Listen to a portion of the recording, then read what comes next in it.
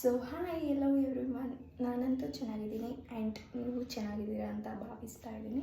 So ಹೇಳ್ತಾ ನನ್ನ ಬ್ಲಾಗ್ನ start ಮಾಡೋಣ.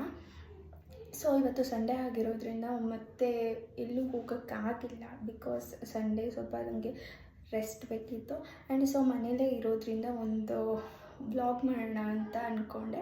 ಸೊ ನಾನು ನಮ್ಮ ಅಕ್ಕ ಸೇರಿಕೊಂಡು ಒಂದು ಕುಕ್ಕಿಂಗ್ ಬ್ಲಾಗ್ ಮಾಡ್ತಾಯಿದ್ದೀವಿ. ಸೊ ಅದೇನು ಜಾಸ್ತಿ ಏನಿಲ್ಲ, ಒಂದು ಚಿಕನ್ ಗ್ರೇವಿ ಸಿಂಪಲಾಗಿ ಮಾಡೋಣ ಅಂತ. ಸೊ ಎಲ್ಲೂ ಹೋಗಿಲ್ವಲ್ಲ, ಅಟ್ಲೀಸ್ಟ್ ಮನೇಲಿದ್ರಾದರೂ ಈ ಬ್ಲಾಗ್ ಆದರೂ ಮಾಡೋಣ ಅಂತ ಟ್ರೈ ಮಾಡ್ತಾಯಿದ್ದೀವಿ.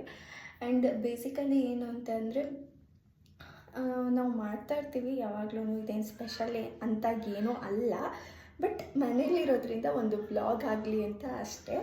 ಆ್ಯಂಡ್ ಇನ್ನೂ ಯಾರ್ಯಾರೆಲ್ಲ ಸಬ್ಸ್ಕ್ರೈಬ್ ಮಾಡಿಲ್ಲ ನನ್ನ ಚಾನಲ್ನ, ಪ್ಲೀಸ್ ಬೇಗ ಬೇಗ ಹೋಗಿ ಸಬ್ಸ್ಕ್ರೈಬ್ ಮಾಡಿ. ಆ್ಯಂಡ್ ಪಕ್ಕದಲ್ಲಿರೋ ಬೆಲ್ ಬಟನ್ನ ಪ್ರೆಸ್ ಮಾಡೋದನ್ನ ಮಾತ್ರ ಮರಿಬೇಡಿ, ಬಿಕಾಸ್ ನಾನು ಯಾವುದೇ ವೀಡಿಯೋ ಮಾಡಿದ್ರು ಫಸ್ಟ್ ನೋಟಿಫಿಕೇಷನ್ ನಮಗೆ ಬಂದಿರುತ್ತೆ.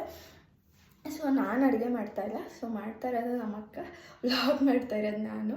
ಹಂಗಂತ ನಂಗೆ ಅಡುಗೆ ಬರಲ್ವಾ ಅಂತಲ್ಲ, ಬರುತ್ತೆ. ಇವಾಗಿನ್ನೂ ಕಲ್ತ್ಕೊಳ್ತಾ ಇದ್ದೀನಿ, ಒಂದೊಂದೇ ಸ್ಟೆಪ್ಸು. ಏನೇ ಮಾಡಿದ್ರು ಕ್ಲೀನಾಗಿ ಮಾಡಬೇಕು, ಒಂದೊಂದು ಹಂತದಲ್ಲೂ ಏನೇನಿರುತ್ತೆ ಅಂತ ತಿಳ್ಕೊಂಡು ಮಾಡಬೇಕು. ಓಕೆ, ನಾನು ಹೇಳ್ತಾ ನನ್ನ ವ್ಲಾಗ್ನ ಸ್ಟಾರ್ಟ್ ಮಾಡ್ತಾಯಿದ್ವಿ. So let's start.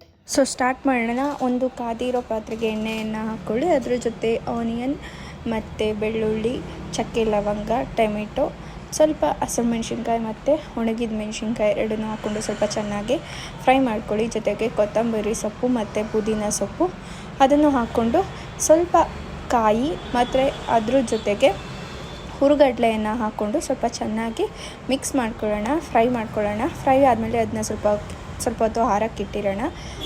ಇನ್ನೊಂದು ಕಾದಿರುವಂಥ ಪಾತ್ರೆಗೆ ಎಣ್ಣೆ, ಈರುಳ್ಳಿ ಮತ್ತು ಕರಿಬೇವು ಸೊಪ್ಪು ಮತ್ತು ನಾವು ಚೆನ್ನಾಗಿ ತೊಳೆದಿರೋಂತಹ ಚಿಕನ್ ಮೂರನ್ನು ಹಾಕಿ, ಅದರ ಜೊತೆ ಉಪ್ಪು, ಅರಿಶಿನ ಪುಡಿ ಮತ್ತು ಟೊಮೆಟೊ ಮೂರನ್ನು ಹಾಕಿ ಸ್ವಲ್ಪ ಹೊತ್ತು ಚೆನ್ನಾಗಿ ಬಾಡಿಸ್ಕೊಳ್ಳೋಣ. ಬಾಡಿಸ್ಕೊಂಡಿದ್ದ ನಂತರ ಅದು ಸ್ವಲ್ಪ ನೀರು ಥರ ಬಿಟ್ಕೊಳ್ಳುತ್ತೆ. ಬಿಟ್ಕೊಂಡಿದ್ದ ಆದಮೇಲೆ ಸ್ವಲ್ಪ ನಾವು ರುಬ್ಬಿರುವಂತಹ ಮಸಾಲೆಯನ್ನು ಹಾಕ್ತಾಯಿದ್ದೀವಿ. ಅದು ಹಾಕಾದ್ಮೇಲೆ ನಮಗೆ ವಾಟರ್ ಎಷ್ಟು ಬೇಕೋ ಅಷ್ಟು ಆ್ಯಡ್ ಮಾಡ್ಕೊಳ್ಳಿ.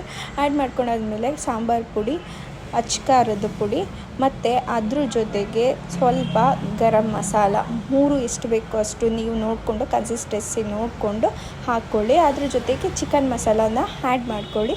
ಆ್ಯಂಡ್ ಲಾಸ್ಟ್ ಅದನ್ನು ಸ್ವಲ್ಪ ಹೊತ್ತು ಬಿಟ್ಟು ಆದಮೇಲೆ ಲಾಸ್ಟಲ್ಲಿ ಕೊತ್ತಂಬರಿ ಸೊಪ್ಪನ್ನ ಆ್ಯಡ್ ಮಾಡಿ. ಸೊ ಏನೇ ಮಾಡಿದ್ರು ಕೊತ್ತಂಬರಿ ಸೊಪ್ಪು ಆ್ಯಡ್ ಮಾಡಿದ್ರೆ ಸೊ ಲಾಸ್ಟಲ್ಲಿ ಟೇಸ್ಟ್ ತುಂಬ ಚೆನ್ನಾಗಿರುತ್ತೆ. ಸೊ ಇವಾಗ ಚಿಕನ್ ಗ್ರೇವಿ ರೆಡಿ ಆಗಿದೆ. ಅದ್ರ ಜೊತೆ ಬಿಸಿ ಬಿಸಿ ಚಪಾತಿ ಹಾಕ್ಕೊಂಡು ಊಟ ಮಾಡೋಣ.